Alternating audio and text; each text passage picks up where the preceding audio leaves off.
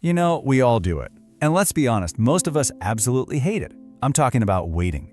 But what if that frustrating, agonizing pause, what if it isn't a punishment? What if it's actually a powerful lesson in disguise? That's what we're going to dig into today, this idea of the divine art of waiting.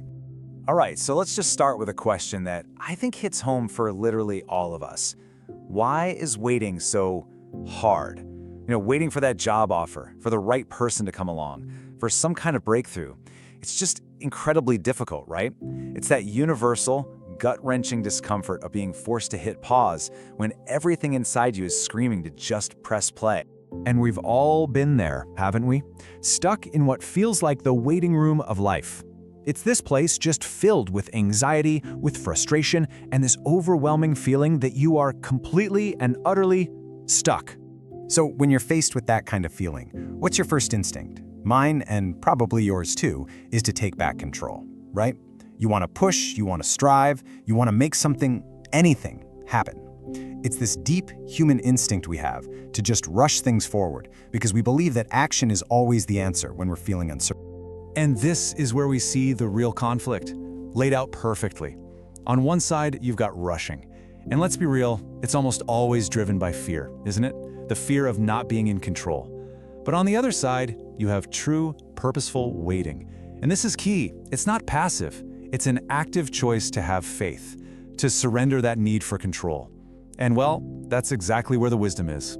Okay, but what if we could totally reframe this whole experience? What if that pause isn't the problem we think it is? What if it's actually a purposeful part of the process? Let's dive into that shift in perspective because it's a game changer. And here's the crucial idea from the source material we're looking at. It's this simple but incredibly powerful statement. That time you spend waiting, it's not some accidental delay. It's not a punishment. It's an intentional lesson. Think of it like a divine curriculum designed specifically to teach us the profound art of waiting, instead of getting caught up in the frantic chaos of rush. So this leads to a really beautiful redefinition. You know that frustrating waiting room we were just talking about? What if it's not a prison cell where you're being punished? What if, instead, it's a classroom? One that's designed specifically for your personal growth and development. Okay, so if waiting is a classroom, you gotta ask, what's on the curriculum, right? What are we actually supposed to be learning when we're forced to be still? Let's break it down. Well, this perspective suggests there's a 4-part curriculum, and each lesson really builds on the last, and the whole thing is designed to transform us from the inside out. It all kicks off with the foundation, and that is humility. So first up, waiting forces you to confront a really hard truth. You are not in ultimate control. It just dismantles your pride. You have to accept that there's a timeline, a plan, that's bigger than your own immediate wants and desires. And that's the foundational lesson right there, the one that fights back against our instinct to just force things to happen. And that leads directly into lesson number 2, building a deeper trust.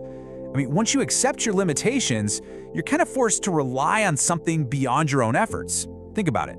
Faith isn't built when everything's going your way. It really grows when your personal plans fall apart. And your patience, that becomes the active living proof of that trust. Next up, clarity. Seriously, think about it for a second. When you're constantly rushing around, your life is just noise. It's chaos. But in the stillness of waiting, all of that starts to fade away. And it's in that quiet space that you can finally hear your own inner voice, the one that reveals what you truly desire and the path you're actually meant to be on. And finally, the 4th lesson is all about forging strength. It's kind of like working out a muscle, right? You don't build endurance by avoiding heavy weights. You build it by enduring them. Resilience isn't found when things are certain and easy. It's forged in the fire of uncertainty. So every single day that you choose patience over panic, you are building a stronger, more resilient character. Okay, so understanding all these lessons is one thing, but how do we actually apply this stuff to our lives, especially when we're right in the thick of it? Let's talk about how to start mastering this art. All right, so the next time you feel that all too familiar frustration of waiting bubble up, I want you to try this. Don't just sit there and endure it. Engage with it. Turn it into an active practice. Just ask yourself, what am I meant to be learning right now? That simple shift in question can literally transform the entire experience from this passive, agonizing wait into a truly purposeful art. And that leaves us with one final question for you to take away with you. Think about that area of your life right now where you feel stuck.